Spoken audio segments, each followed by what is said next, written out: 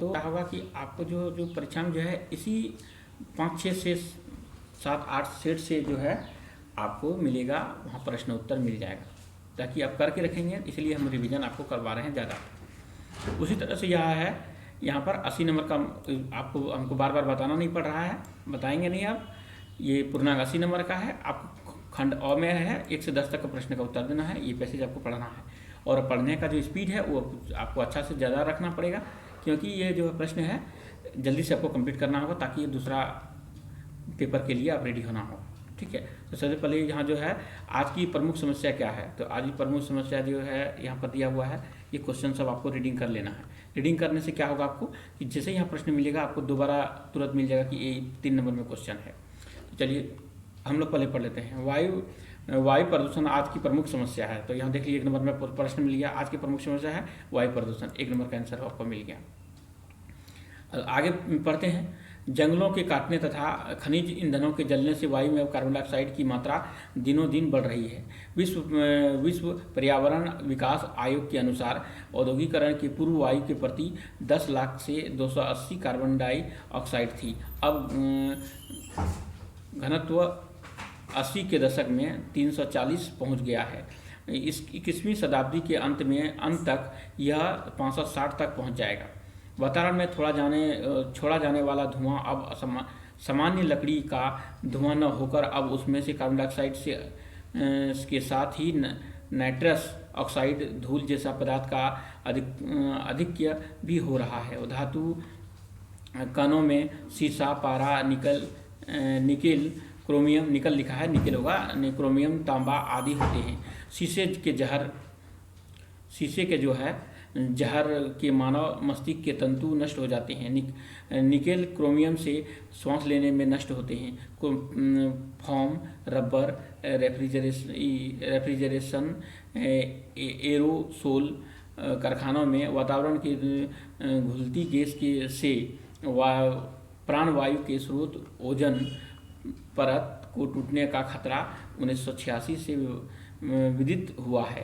अंतरिक्ष में विभिन्न उपग्रहों को स्थापित करते समय वायुमंडल की ओजोन प्रभावित होती है और विष भरी गैसों भवनों की भी प्रभावित करती है। वृक्ष वातावरण को शुद्ध करते हैं और एक औसत श्रेणी का वृक्ष 50 वर्षों में 50,000 किलोग्राम ऑक्सीजन देता है। इन्हीं काटकर मनुष्य वातावरण में संतुलन को बिगाड़ रहे हैं और वायु प्रदूषण को बढ़ावा दे रहे हैं।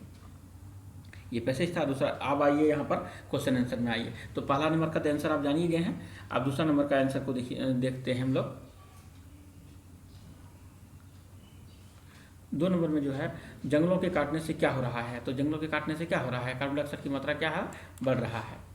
ये 3 नंबर है। शीशा जो है, शीशे का जहर किस अंग तंतु को नष्ट कर रहा है, तो मस्तिष्क का अंग को नष्ट कर रहा है। वृक्ष 50 वर्षों में लगभग कितनी ऑक्सीजन देता है, तो यहाँ पर लगे 50,000 किलो जो है ऑक्सीजन देता है। 5 नंबर में प्रदूषण में कौन सा उपसर्ग है, तो प्रदूषण में प्र जो है उपसर्ग है, यहाँ पर प्र उपसर्ग है।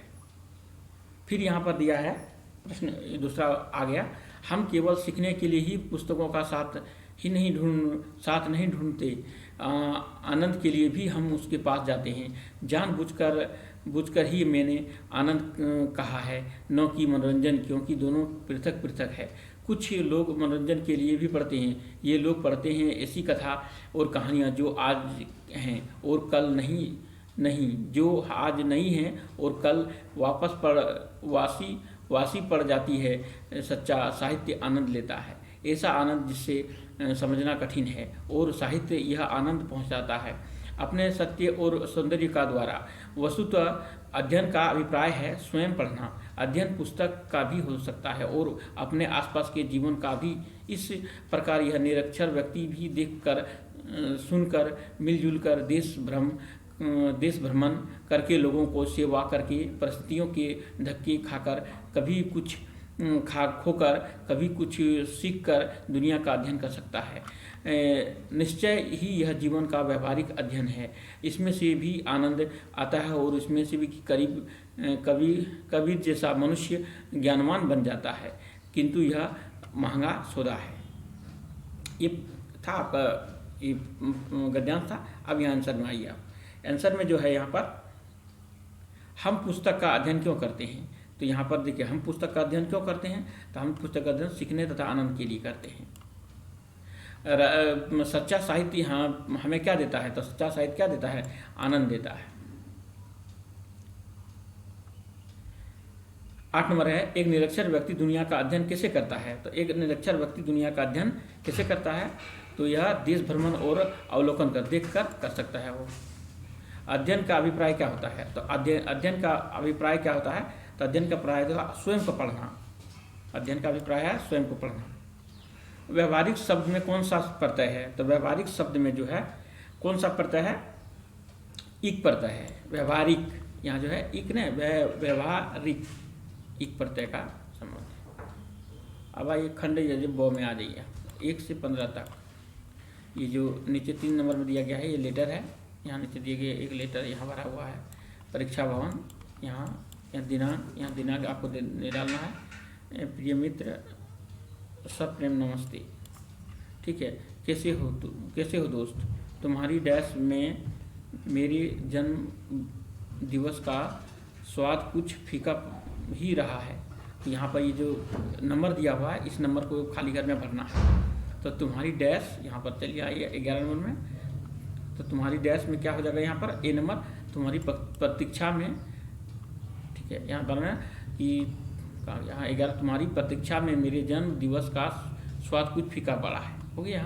अब जहाँ वहाँ सब सारा जगह आपको पढ़ना नहीं है, जहाँ जहाँ खाली है वहीं आपको पढ़ना है। फिर ये सुनीता, इस बारे में डैश पर भी सगे संबंधी तथा कक्षा के कई मित्र उपस्थित थे। तो इस बार किसका जन्मदिन मना रहा है, तो यहाँ पर क्या हो जाएगा, जन्मदिन होना चाहिए।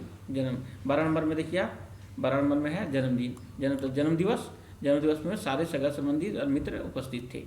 उसके बाद डैश का प्रबंध था, तो देखिए उसके बाद 13 नंबर में देखिए उसके बाद क्या प्रबंध था। उसके बाद यहाँ पर देखिए क्या प्रीतिभोज होगा, यहाँ पर खाने के लिए जो होता है, तो यहाँ प्रीतिभोज का प्रबंध था। 14 नंबर में आइए, पूरा दिन डैश में बीता, मिलने पर भी जरूर आना।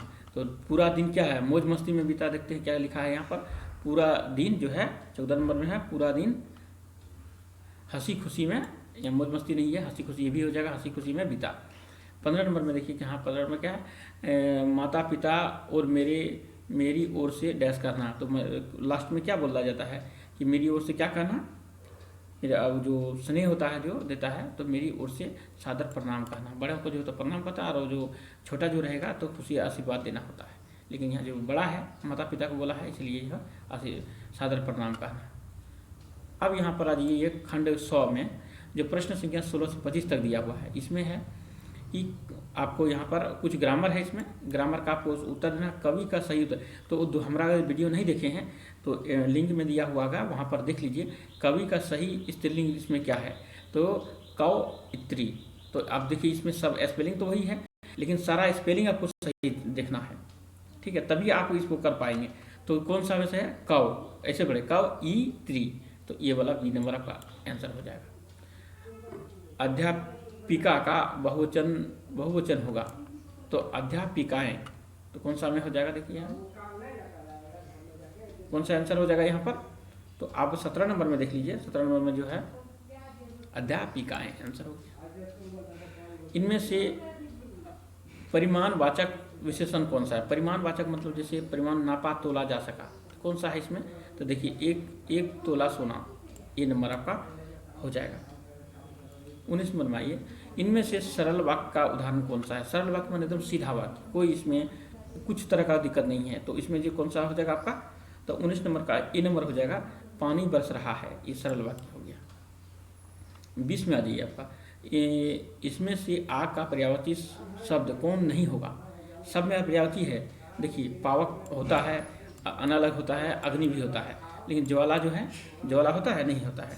तो 20 नंबर का जो अनल जो होता है, ये अनल वायु का होता है, ये दूसरा का है, ये नहीं होगा। अब ज्वाला जो है आग का है, ये सब आग का है, लेकिन ये बी नंबर जो है आपका नहीं होगा। 21 नंबर में आइए आप, आग बबूला होना, मुहावरे का क्या अर्थ होता है? तो आग बबूला होना का अर्थ होता है कि पूरा क्रोध होना, बहुत क्रोध होना। B number. 22 नंबर में देखिए, निम्नलिखित वाक्य में कर्ता ने चिन्ह का सही प्रयोग वाक्य में हुआ है। तो बीरबल ने मनोरंजन करते थे, बीरबल ने मनोरंजन करते थे, तो ये सही होगा। प्रेमचंद्र ने कहानी लिखी, तो यहाँ ने का उत्तर यहाँ दे दीजिए, प्रेमचंद्र ने कहानी, ये सही आ रहा है। तो इसका जो 22 नंबर का हो जाएगा बी नंबर हो जाएगा। 23 नंबर में आ जाइए, हर्ष का सही विलोम शब्द क्या है? हर्ष मैंने खुशी होता है, तो खुशी का जो विलोम शब्द होता है तो इसका बी नंबर हो जाएगा विषाद। अब आ जाइए 24, 23 का जो है अच्छा से देख लीजिए, बी नंबर का विषाद। विषाद में होता है दुखी। चीर, चीर का सही अर्थभेद कौन सा है? तो एक चीर मैंने कपड़ा होता है, और एक चीर का क्या होता है? तो देखिए यहाँ पर एक होता है वीर, मोती नहीं होगा। कपड़ा कौन तो में होगा? देखिए कपड़ा और पुराना ये में है, तो ये आपको याद रखना होगा। 24 का हो जाएगा डी नंबर, कपड़ा। देखिए इस चीर का माने होता है कपड़ा, और चीर का माने होता है पुराना। 25 में कौन सा वाक्य शुद्ध है? इसमें आपको सब वाक्य को पढ़ना है, और एक वाक्य जो है आपको शुद्ध करना है। देखिए उनकी सौभाग्यवती कन्या का विवाह हो गया, उनकी सौभाग्यवती कन्या, तो हमको ये तो नहीं लग रहा सही। बंदूक का एक उपयोगी शस्त्र है, नहीं। बाघ और बकरी एक घाट पर पानी पीती है, तो देखिए ये बाघ तो एक लड़का हो गया, बकरी और लड़की दोनों का यह पीती है, दोनों एक साथ नहीं होगा, ये भी गलत हो गया। उसके प्राण सूख गए, ये सही हो जाएगा डी नंबर। अब देखिए खंड 2 में है पुस्तकें 26 से 40 तक में, ठीक है। नीचे लिखे प्रश्नों का उत्तर में सही विकल्प को चुनिए, ठीक है। हीरा और मोती के स्वामी का नाम क्या था? तो हीरा झुरी के 2 बैल का कथा था, बी नंबर। 26 नंबर का कौन सा होगा? 26 में हीरा झुरी के 2 बैल थे, यहाँ तो ये मूरी लिखा है, ये नहीं हो जाएगा, ये झुरी, झुरी के 2 बैलों को था, हीरा और मोती नाम था। लेखक राहुल संस्कृतायन का सहयात्री कौन था? तो उसके साथ जो है सहयात्री कौन था, उसके साथ कौन जा रहा था? तो आपका आंसर हो जाएगा यहाँ पर सुमित, बी नंबर। अब आइए 28 नंबर में। 28 नंबर में जो है सांवले सपनों की याद, पाठक के लेखक कौन है? तो सांवले सपनों की याद जो 28 नंबर का आंसर जो हो जाएगा आपका सांवले सपनों की याद जाबिर हुसैन, सी नंबर। चलिए अब यहाँ आ जाते हैं 29 नंबर में। 29 नंबर में जो हो गया, किस ब्रिटिश ने देवी मीना पर दया भाव दिखाई? तो किसने दिखाई थी? तो इसका आंसर हो जाएगा आपका डी नंबर, सर थॉमस हे ने। निम्नलिखित से सही कथन चुनिए, इनमें से आपको सही कथन चुनना है, से कौन सा गलत है कौन सा सही है। तो इसमें से चुनना आपको है। तो बाएं पाँव का जूता ठीक है मगर दाहिने पाँव जूते में, तो किताब पढ़े होंगे तो आपको याद होगा, लोग तो इस इत्र चुड़प कर फोटो खिंचाते हैं जिससे फोटो में खुशबू आ जाए। तो देखिए अब ये बात में देखिए यहाँ पर ये भी कैसे बोले हैं, तो आपका यहाँ पर जो है 30 नंबर में यही बात आपका बी नंबर हो जाएगा। 31 में मनुष्य ईश्वर को कहाँ नहीं ढूंढते हैं? तो यह कहाँ नहीं ढूंढते हैं मनुष्य ईश्वर को? तो कहाँ नहीं ढूंढते हैं, देखिए यहाँ पर ऑप्शन दिया हुआ है, तो सब जगह ढूंढते हैं। देखिए मंदिर में ढूंढते हैं, क्रियाक्रम में ढूंढते हैं, यहाँ तो खेल के मैदान में नहीं ढूंढते हैं, खेल के मैदान में ढूंढते हैं, अपना खेल में मग्न रहते हैं। पाठ्य पुस्तक में संकलित रसखान की कविता किस छंद में वर्णित है? तो रसखान की कविता जो है किस में वर्णित है? तो यहाँ पर देखिए, यहाँ पर सवैया डी नंबर में वर्णित है। केदी और कोकिला के कवि कौन हैं? तो केदी और कोकिला के कवि कौन हैं? तो कि यहाँ पर देखिए कौन सा, माखनलाल चतुर्वेदी हो जाएगा आंसर आपका। कवि ने मरकत डिब्बे सा खुला किसको कहा है? तो कवि ने मरकत खुला सा डिब्बा को किसको कहा है? तो आपका यहाँ पर गांव को कहा है। किसको कहा है? गांव को कहा है। मरकत खुले सा डब्बा गांव को कहा है।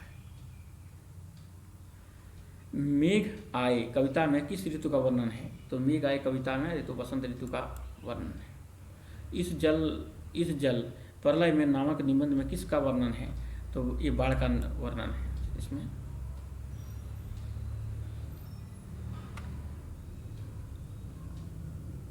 रीढ़ की हड्डी किस पाठ का पुस्तक है, तो किस प्रकार का पाठ है, तो रीढ़ की जो हड्डी है किस प्रकार का है, तो एकांकी है यह।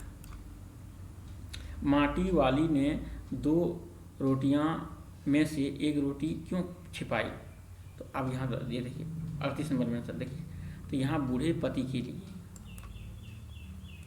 मेरे संग की औरतें पाठ की लेखिका मृदुला गर्ग अपने भाई बहनों में किस स्थान पर थी, तो ये कवि का बात है, तो आपको कवि में छोटा सा पन्ना में दिया रहता है कवि के बाद जीवनी के बारे में, उसको आप पढ़े होंगे तो आप आंसर इसका अच्छी तरह से बता पाएंगे।